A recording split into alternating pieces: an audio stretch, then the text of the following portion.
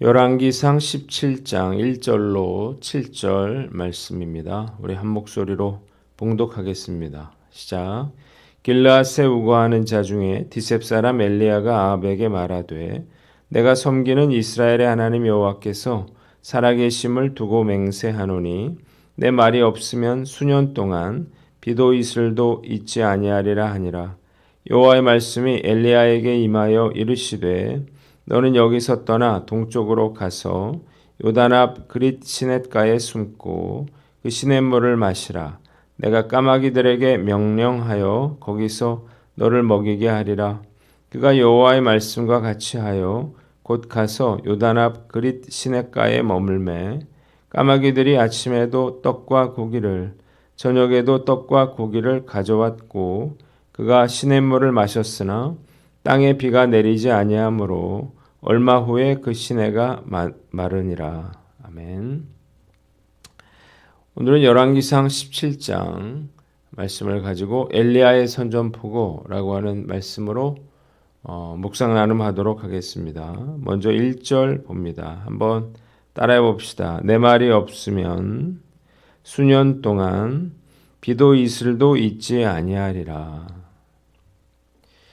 아합의 우상 숭배와 불순종이 극에 달하자 하나님께서는 엘리야 선지자를 통해서 심판을 선언하십니다. 엘리야의 말이 따로 있을 때까지 수년 동안 비도 이슬도 내리지 않을 것이라는 것입니다. 왜 하나님께서 물로 심판하셨을까요? 이유가 있습니다. 첫째로 그들에게 있어서 물이 가장 중요했기 때문입니다. 이 지역은 물이 부족한 팔레스타인 지역입니다. 물 사정이 나쁘지 않은 우리나라도 만일 6개월만 비가 내리지 않게 된다면 심각한 물 부족 상태를 겪게 됩니다. 그런데 비가 잘 오지 않는 팔레스타인 지역에 비와 이슬도 내리지 않는다라고 하는 것은 이 백성들에게 엄청난 고통을 가져다 줄 것이기 때문입니다.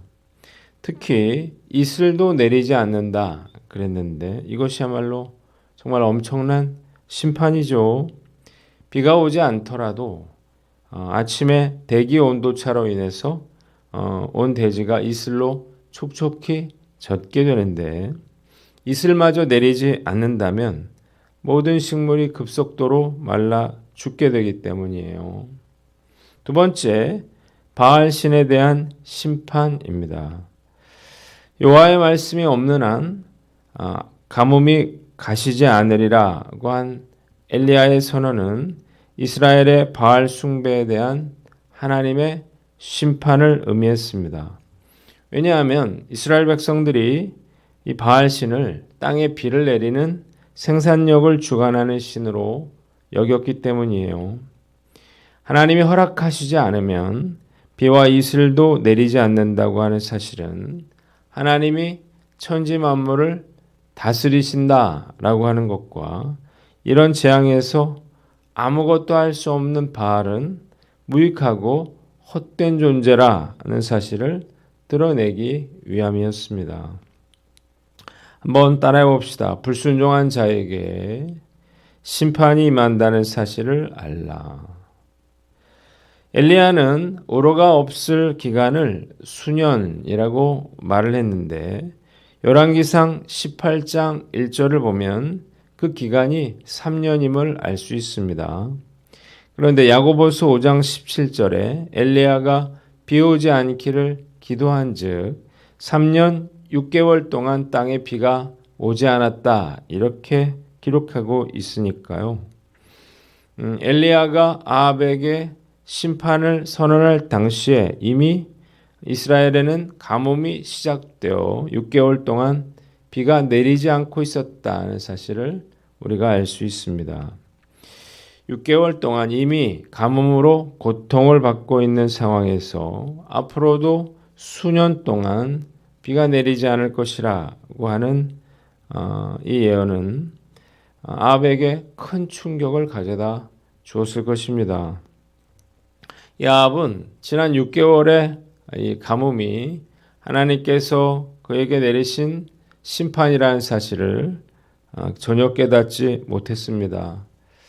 불순종하고 우상숭배를 했음에도 불구하고 아무런 일도 일어나지 않았기 때문이에요. 그러나 돌이킬 시간은 끝이 났고 이제 본격적인 하나님의 심판이 시작되었습니다.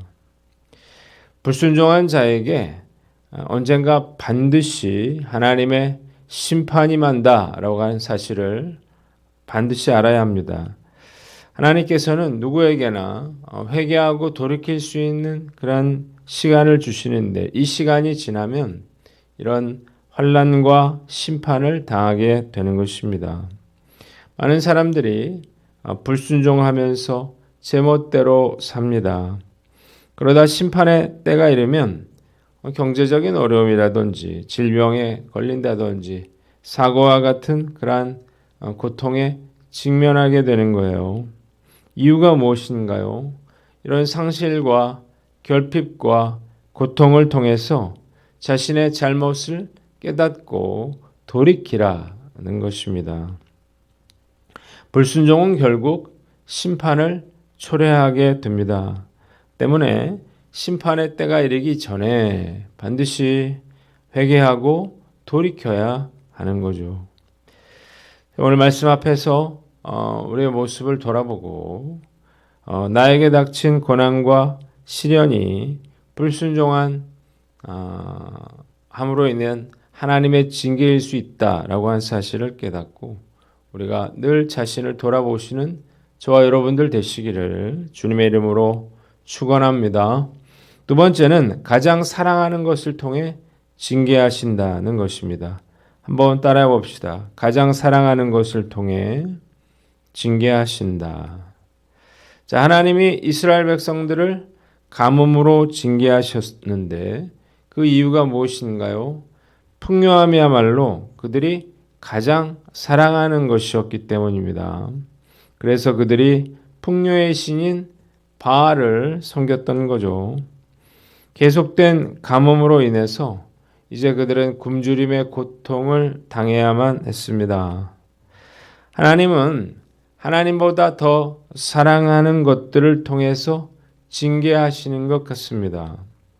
하나님보다 돈을 더 사랑하는 사람은 돈으로 징계하시고 명예를 사랑하는 사람은 명예를 잃게 하시고 자식을 더 사랑하는 자는 그 자식으로 인해 고통받게 하시는 거죠. 선배 목사님이 저에게 이런 이야기를 들려주었습니다. 그 목사님의 교회에 아무 말도 듣지 않는 성도가 있었대요. 그는 제멋대로 살았습니다. 누구도 그를 가르칠 수가 없었어요. 그런데 오직 그 자식만을 끔찍히 사랑하며 살았습니다.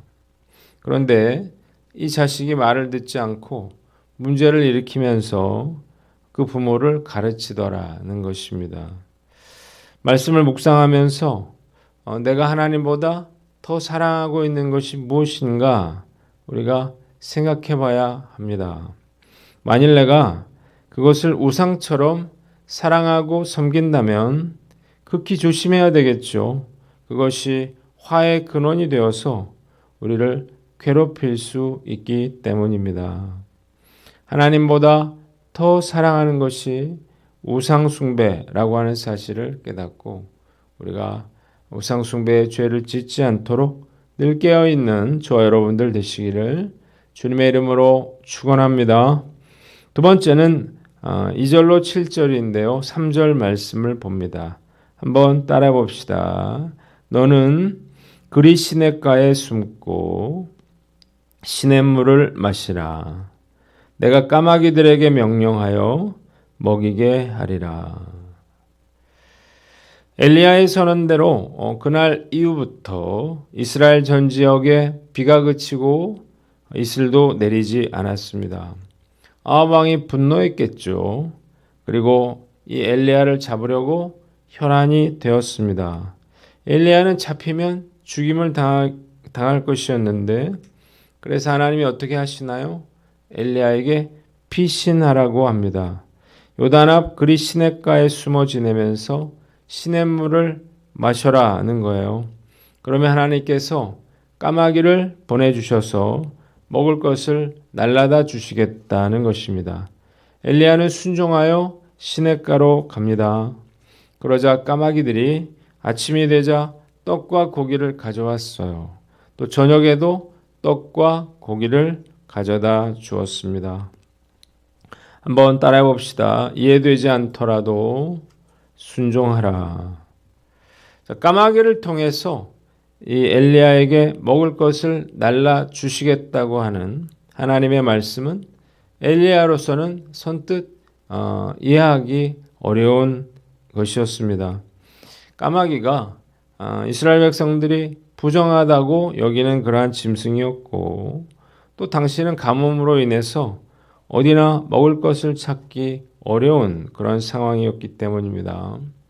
그런데 이 엘리야는 순종하여 그리 시냇가로 갔고 하나님께서 말씀하신 대로 까마귀를 통해서 아침 저녁으로 떡과 고기를 공급받을 수 있었습니다. 그렇다면 하나님께서 엘리야에게 이렇게 말씀하신 이유는 무엇일까요? 자, 그러하여금 어떤 상황에서도 하나님의 말씀에 순종할 수 있도록 하기 위함이었습니다. 이걸 하나님을 신뢰하는 훈련을 시키는 거예요. 자, 그는 아침 저녁으로 까마귀가 날라다 주는 그러한 떡과 고기를 먹고 마시면서 초자연적으로 역사하시는 그 하나님을 신뢰할 수 있었습니다. 그래서 순종하는 법을 배우게 되는 거예요. 그래서 뒤에 보면 그리 시냇가에 물이 말라도 염려하지 않을 수 있었습니다. 오히려 물이 마르는 것을 보면서 하나님의 심판이 이루어지고 있다고 하는 사실을 그는 알 수 있었던 것입니다. 하나님께 쓰임받기를 원한다면 그리 시냇가로 가라고 하신 하나님의 말씀에 아무런 의의도 제기하지 않았던 엘리야처럼 이해되지 않더라도 순종할 수 있어야 하는 것입니다. 말씀 묵상하면서 참 이것은 저에게 쉽지 않다 이런 생각을 했어요. 물론 많이 훈련이 됐는데 아직도 부족합니다. 하나님의 뜻이라고 하는 그런 확신이 있다면 어떤 상황에서 어떤 말씀을 하셔도 우리가 온전히 그 하나님을 신뢰하고 순종할 수 있는 저와 여러분들 되시기를 주님의 이름으로 축원합니다. 마지막으로 하나님을 신뢰하고 사명을 감당하라는 것입니다. 한번 따라해 봅시다. 하나님을 신뢰하고 사명을 감당하라.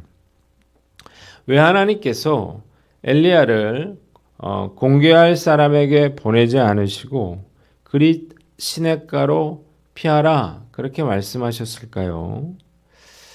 누군가의 밀고로 인해서 고통받지 않게 하기 위해서였을 것입니다. 아무도 없는 그래서 이 그리 시냇가로 가라고 하신 거죠. 대신에 하나님은 아침 저녁으로 까마귀를 보내셔서 그를 먹이셨습니다. 정말 탁월한 방법이 아닐 수 없죠. 하나님은 사명 감당하는 자를 지키시고 보호하시고 인도하신다는 사실을 우리가 알 수 있습니다. 저는 지금까지 살아오면서 이 까마귀의 은혜를 정말 많이 경험하며 살아왔습니다. 목회자들 또 선교사들에게 하나님께서 이런 까마귀들을 자주 보내주십니다. 신대원 시절, 목회를 시작한 신대원 시절부터 지금까지 하나님의 전적인 돌보심으로 살아왔다고 고백할 수밖에 없습니다. 제가 어려운 상황에 처할 때마다 정말 신기하게도 하나님께서 나의 필요를 채워주셨습니다. 이런 기적은 지금까지도 이어지고 있어요. 얼마나 놀랍고 감사한 일인지 모릅니다. 많은 성도들이 먹고 사는 일에 바빠서 하나님의 나라와 의를 구하지 못하며 살아요. 그저 먹고 사는 일에 집중하며 산단 말이에요. 자, 매우 어리석은 일이에요. 마태복음 6장 33절에 먼저 그 나라와 의를 구하라. 그리하면 이 모든 것을 너희에게 더하시리라고 하신 예수님의 말씀은 여전히 진리의 말씀이기 때문입니다. 주님께서 말씀하신 것처럼 무엇을 먹을까, 무엇을 마실까 염려하지 말아야 합니다. 먹고 사는 일은 하나님께서 책임져 주시겠다고 그렇게 말씀하셨기 때문이에요. 그런데 우리가 먼저 그의 나라와 의를 구하지 않고 먹고 사는 일에만 매달리기 때문에 먹고 사는 문제도 해결되지 않고 그리고 사명도 감당하지 못하는 것입니다. 저에게 여전히 경제적인 문제는 어려운 문제예요. 예전에는 정말 걱정도 많이 했었습니다. 그러나 어느 날 하나님께서 수년도 아니고 수십 년을 책임져 주셨는데 정말 너무한 거 아닌가 그런 생각을 하게 됐어요. 그리고 정말 쓸데없는 걱정을 하면서 시간을 허비했구나 그런 생각도 들었습니다. 그래서 너무 하나님 앞에 부끄럽고 죄송한 그런 마음이 들었는데 이후부터 저는 어떻게 하면 한 영혼을 구원하여 제자 삼을까를 더 고민하고 있습니다. 어떤 방법으로든 하나님께서 채워주실 것을 믿기 때문입니다. 마찬가지로 우리 사랑하는 성도님들도 하나님께서 맡겨주신 사명을 믿음으로 감당할 때 하나님께서 그 모든 필요를 채워주시리라 믿습니다. 어떤 상황에서도 온전히 그 하나님을 신뢰하고 또 맡겨주신 사명을 감당하는 저와 여러분들 되시기를 주님의 이름으로 축원합니다. 기도하겠습니다. 하나님 아버지 감사합니다. 죄짓지 않게 하여 주시고 순종하여 하나님을 더욱 신뢰하며 살아가게 하여 주시옵소서.